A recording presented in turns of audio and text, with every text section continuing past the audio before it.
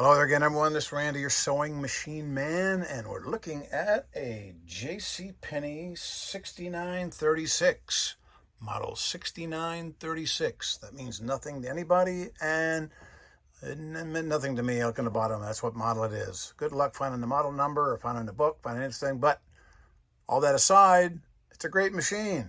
Are you kidding me? Oh, buddy, it's a nice machine. JCPenney didn't make machines.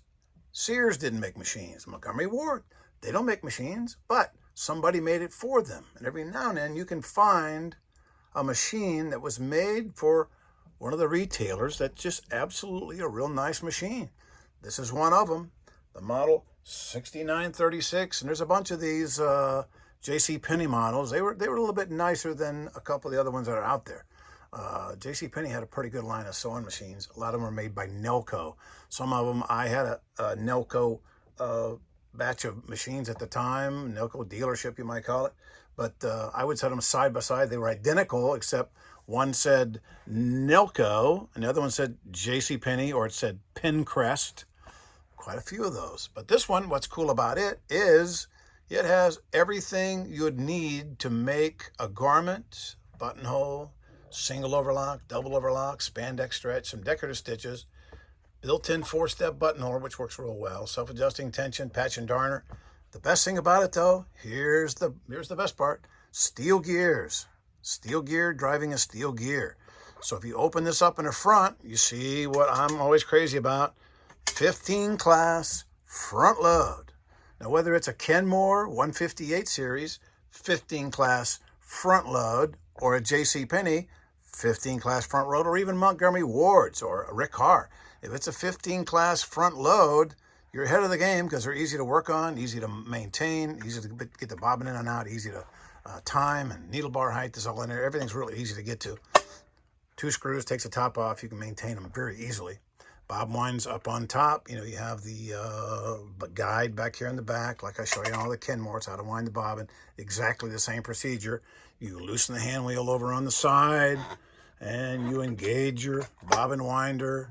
You run your thread around, let it wind. It kicks off automatically. You're back in business. Simplest thing in the world. Works like a charm. Steel, steel, steel. Chrome-plated steel in a lot of places. It's really, really good stuff. It's not going to fail you. So you're out there looking for a good, maybe a backup machine. You know, take your plastic one to the quilt retreat. You want to take your plastic one to the church get-together, or the sewing bee, whatever you do with your sewing machine. That's fine. This is not a travel machine per se, although it is a portable. They put a handle on top. That insinuates it's going to need to be moving around from time to time. So it's got a portable look to it. It's got a handle, all right? So it's not terribly heavy. It's not as heavy as a cast iron. It's an alloy frame, which is like a lot of the better Kenmore 158s. But the awesome thing about it is it's easy to operate. If you can get a book for this, it's going to be great. But if you look at all the white numbers, they give you the white stitches, and the white numbers will get you the white stitches. So you say, what am I going to select? Well, if it's yellow or gold, whatever that is, yellow, got number 8. There's number 8. That's a double overlock. So I'll put my stitch length on yellow, and my stitch width on yellow, length on yellow, stitch on yellow. We're going to get number 8 yellow. And that's going to be a overlock stitch, a real nice overlock stitch, like a surging stitch. Step on the gas, away she goes. Sews like a house of fire, and does a real nice overlock stitch. Say, well, what if I want to do this decorative stitch over here, number 5? Well, number 5 is going to be a regular straightforward stitch. Number 5, bring it over there, 5. So it's white. You can put it on any width you want, stitch length, any width you want. But if you want to do a real thick, heavy pattern like that, you take it way down to the buttonhole zone so the stitches be real close together. Let's put it on about there. See if we can't get that real nice looking design. Well, what do you know? It's making it, and it's making it just like the illustration, making it perfectly right there, a little scallop. Now, if you want to make that real heavy and real close together, you take your stitch length down even shorter. Remember, width, length, function. This picks the stitch. That's how wide it's going to be. Stitch width, that's how long it's going to be. Stitch length, let's get it real heavy satin stitch. You can make that guy so it really is thick.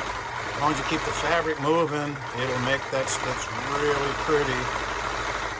If you want to make that go around a border or a collar or a cuff or something like that, and making something pretty, little girl. How pretty that is. Nice little stitch.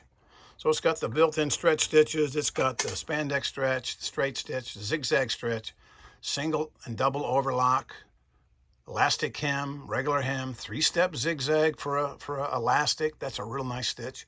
Straight and zigzag. You want to do a regular straight stitch, be 1. So you go to 1. So no width would be straight stitch. 0. Put about 3. Between 3 and 4, that's 10 stitches per inch. And away you go. Push the button for reverse, and what does it do? It back stitches. Oh, what do you know? Nice little machine. This machine will last for the duration. It will not fail. Anything you're going to put under there, it's going to sew it. With limits, of course, it may not sew it well, but you know, you can get too thick. It'll sew denim. It'll sew this. It'll sew that. It's a good, solid machine. Take the patch and garner up here. You have you don't have drop feet on it, but it has the little holes. If you got the original accessories, it has a little metal plate that goes over there, so you cover up your feeders. But full featured machine. I would recommend, if you can find one of these at Goodwill, people walking by, it says $11.95. Nobody wants it because nobody's heard of a J.C. Penney. Well, they may have heard of the company that made it. I don't know exactly who made it, but could have been a Nilco. Could have been Leon Jolson's Bunchnecky owned the company. I don't know. Somebody out there may know. You may have worked for J.C. Penney, and you may have done the deal that bought these machines. But I don't know who it was made by. Whoever made it well. They made it in Taiwan, and they did a real good job. It's got a fractional horsepower motor. It'll get up and go, and it's very, very powerful. So if you get a chance, you know, everybody says, I can't afford these new machines for $200, $300, $400, $500 or thousands of dollars. Here's your bargain machine. It's out there. It's going to be sitting somewhere. Grandma went to assisted living. The kids don't want it anymore. They got a Bernina, they got a Pfaff, they got a Juki, whatever. Nobody wants the J.C. Penney. What the heck is that? They'll give it to Goodwill. They'll give it to the Salvation Army thrift store. You'll see it down at the garage sale, the yard sale, the estate sale. Buy this guy. It's a model 6936 J.C. Penney. Clean it up, oil it up. Look at my 3-step how to service a Kenmore 158 series. It was a 3-part series there, a 158 series. Front load, 15 class. It's a real good setup, and it's real easy to maintain.